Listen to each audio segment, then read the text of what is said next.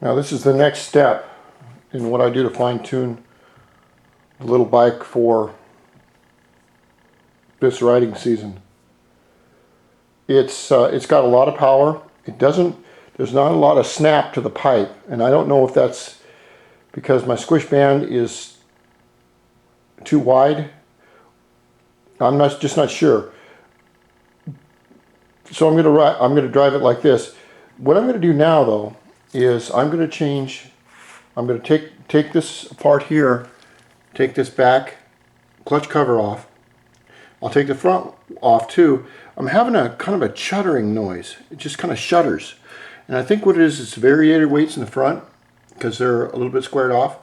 And in the back, the clutch springs, the big torsion springs only last about 700 miles. And that's surprising. It's not very long if you're riding every day. And then they get loose. It's because the engine's putting out so much juice. So in order to change the spring, this is a spring right here, 1500. These are the ones I use. That's, I think, about a 1200. But you can see this one's used. You can tell because it's lower. It should be the same height.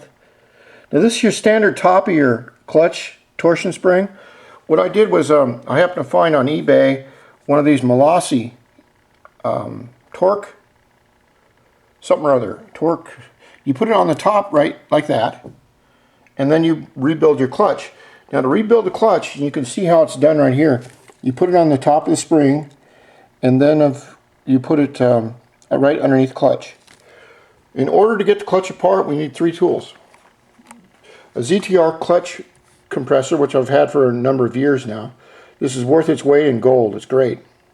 I don't know if they still sell them on their website, but you can check. And then this is a Kitaco 39 and 32-inch wrench, which works on the clutch nut, and a hammer. And with that, I will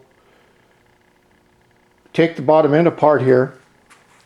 And like I said, when you're doing racing or anything like that, I'm not an expert at everything I do.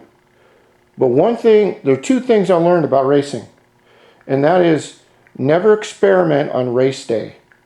Always have your experimenting done before you make any changes. And if you do make changes, always change one thing at a time. Don't change your carburetor, your reeds, your variator weights, and your tire size and wonder what the hell's going on.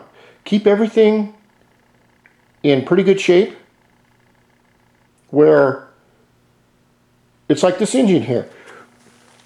I should have put that Sedco carburetor on, but I know that this one works perfect for the engine, so I'm going, okay, I'm going to put this on and see how well the engine works.